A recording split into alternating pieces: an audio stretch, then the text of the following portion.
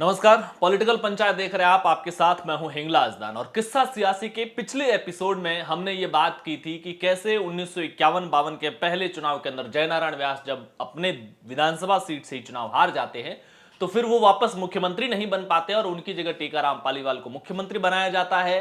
कैसे टीकाराम पालीवाल और जयनारायण व्यास के बीच में आपसी संघर्ष चलने की वजह से कांग्रेस गुटबाजी में फंस जाती है।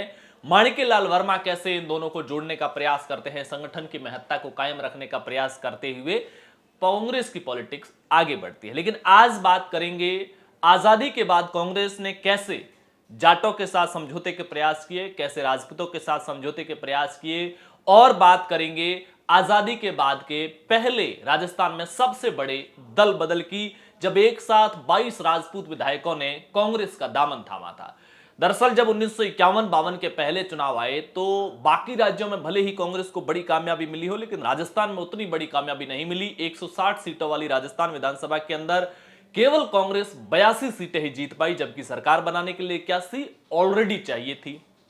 इसमें अगर अपन जातिवार बात करें तो बाकी जातियों का बहुत भरपूर कांग्रेस को समर्थन मिला, लेकिन राजपूतों का नहीं मिला।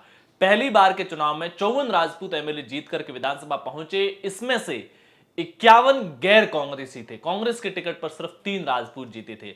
बाकी अगर जाटों की बात करते हैं तो 12 जाट टोटल विधायक बने थे पहले चुनाव के अंदर, जिसमें से 9 कांग्रेस के टिकट पर थे। ब्राह्मण, अगर बड़ी संख्या की बात करें तो ब्राह्मणों की संख्या काफी बड़ी थी। 22 विधायक ब्राह्मण जीते थे पहले चुनाव के अंदर, इसमें से 19 विधायक कांग्रेस के टिकट पर जीते थे।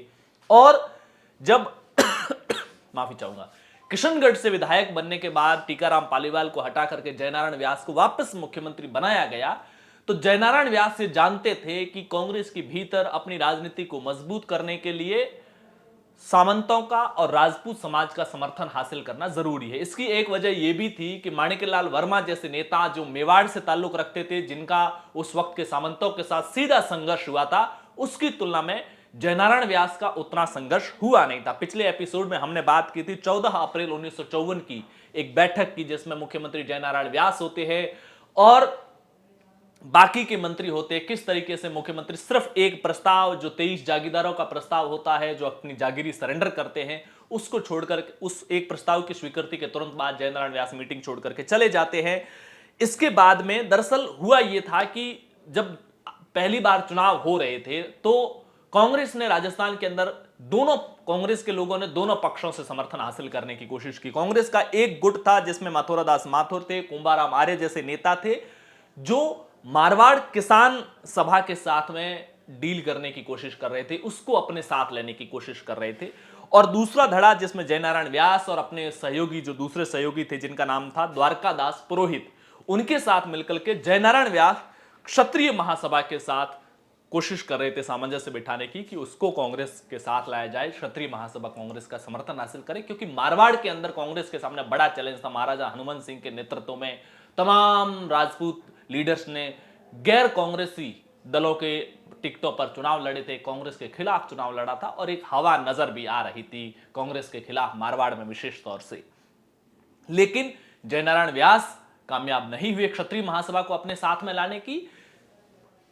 जाट जो ये लीडरशिप के नेतृत्व में जो मारवाड़ किसान सभा थी, उसका डील होता है कांग्रेस के साथ, और उसमें 2 शर्तें होती है। पहला, मारवाड़ रीजन के अंदर 50% टिकट मारवाड़ किसान सभा के लोगों को दिए जाएंगे, और दूसरा, जब सरकार बनेगी तो राजनीतिक महत्व के पदों पर भी मारवाड़ किसान सभा के लोगों को नियुक्तियां मिलेगी। क्षत्रिय महासभा के साथ में समझौता क्यों नहीं बैठ पाया? क्योंकि जयनारायण व्यास इस बात के लिए सहमत थे कि 10% टिकट क्षत्रिय महासभा के लोगों को दिया जाएगा, जिनकी वो सिफारिश करेंगे उनको दिया जाएगा। लेकिन माणिक्यलाल वर्मा 5% से ज्यादा टिकट देने को तैयार नहीं थे, और इस वजह से क्षत्रिय महासभा के साथ में समझौता टूट जाता है। एक कहानी यह भी है कि जब महाराजा हनुमंत सिंह के नेतृत्व में वैसे तो सारे लीडर्स ने कांग्रेस के खिलाफ चुनाव लड़ा था, लेकिन चुनावों से पहले महाराजा हनुमंत सिंह ने भी कोशिश की थी कि कांग्रेस के साथ डील हो जाए, और डील ये हो कि चुनावों के बाद में हम आपस में साथ में आएंगे।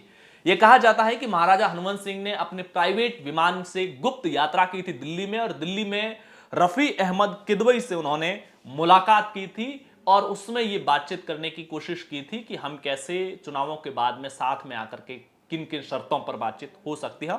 और इसका जिक्र रॉबर्ट सिसन ने अपनी किताब में भी किया है कि महाराजा हनुमंत सिंह के दो बेहद निजी सहयोगियों ने यह बात उनको बताई है। बहरहाल चुनावों से पहले मारवाड़ जो क्षत्रिय महासभा थी उसका समझौता नहीं हुआ कांग्रेस के साथ में, और चुनाव परिणाम होने आने तक महाराजा हनुमंत सिंह का भी निधन हो चुका था। लेकिन क्षत्रियों की कांग्रेस में एंट्री के रास्ते बंद नहीं हुए थे। यह मौका आया वापस जागीर पुनर्ग्रहण विधेयक के दौर में। तब क्या हुआ था कि मारवाड़ और इस पूरे रीजन के जागीरदारों ने पंडित जवाहरलाल नेहरू से मुलाकात की थी और उनको ज्ञापन देते हुए यह मांग की थी कि जब इस विधेयक को पास किया जाए उससे पहले हमारी बातों को भी सुना जाए, हमारे पक्ष को भी सुना जाना चाहिए और हमारे मुद्दों पर सरकार गंभीरता से विचार करे। पंडित जवाहरलाल नेहरू ने उनकी इस बात को माना और जो राजस्थान क्षत्रिय महासभा है उसके साथ चर्चा के लिए पंडित जवाहरलाल नेहरू ने उस वक्त के उत्तर प्रदेश के मुख्यमंत्री गोविंद वल्लभ पंत को नियुक्त किया। गोविंद वल्लभ पंत ने जिस तरीके से राजपूत लीडर्स के साथ बातचीत की, उनके मुद्दों को ध्यान से सुना और उनके प्रति जिस तरह की गंभीरता दिखाई, उससे राजपूत लीडरशिप का मन पसीजा और कांग्रेस के प्रति वो और सॉफ्ट हुए। और इस सॉफ्टनेस का, क्योंकि तब तक महाराजा हनुमंत सिंह का जो उनके गार्जियन थे उनका भी निधन हो चुका था और ऐसे में कांग्रेस जो राजपूत लीडरशिप है वो एक तरीके से एक लाइन लेंथ की तरफ जाने का भी उनके भीतर एक नए कुछ फैसले लेने का विचार भी चल रहा था। इसी बीच फरवरी 1954 के अंदर क्षत्रिय महासभा यह फैसला लेती है कि क्षत्रिय महासभा के जो सदस्य है वो किसी भी राजनीतिक दल में शामिल हो सकते, यानी कि कांग्रेस में एंट्री के रास्ते खोल दिए जाते हैं। जब यह फैसला होता है तो कुछ ही दिन बाद में 43 जागीरदारों ने अपील जारी की, जिसमें नवलगढ़ रावल मदन सिंह थे, पोखरण ठाकुर भवानी सिंह थे और 25 जागीरदार विधायक थे। इन्होंने राजस्थान के लोगों से कांग्रेस में शामिल होने की अपील की और इसके कुछ ही समय बाद में भैरव सिंह खेजड़ला के नेतृत्व में 22 एमएलए, राजस्थान कांग्रेस के 22 एमएलए, राजस्थान के राजपूत 22 एमएलए कांग्रेस में शामिल होते हैं। जो 22 एमएलए भैरव सिंह खेजड़ला के नेतृत्व में कांग्रेस में शामिल हुए उसमें जुझार सिंह, भैरव सिंह केलवा, भानु प्रताप सिंह, भीम सिंह मंडावा, देवी सिंह मंडावा, दुर्लभ सिंह, महेंद्र सिंह, कान सिंह, केसरी सिंह, जय सिंह शेखावत, माधव सिंह, मंगल सिंह, मान सिंह महार, प्रताप सिंह, रघुवीर सिंह, बिशन सिंह, सज्जन सिंह, तेजराज सिंह, उम्मेद सिंह, भैरव सिंह खेजड़ला, दिलीप सिंह और विजय सिंह, ये वो 22 एमएलए थे जो कांग्रेस के भीतर शामिल हुए। किस्सा सियासी के इस एपिसोड में इतना ही। अगले एपिसोड में बात करेंगे कैसे जय नारायण व्यास का मोहनलाल सुखाड़िया तख्ता पलट करते और खुद मुख्यमंत्री बनते हैं। अगले 17 साल तक राजस्थान की सियासत पर कैसे वो राज करते हैं, इस बारे में बात होगी किस्सा सियासी के अगले एपिसोड में। नमस्कार।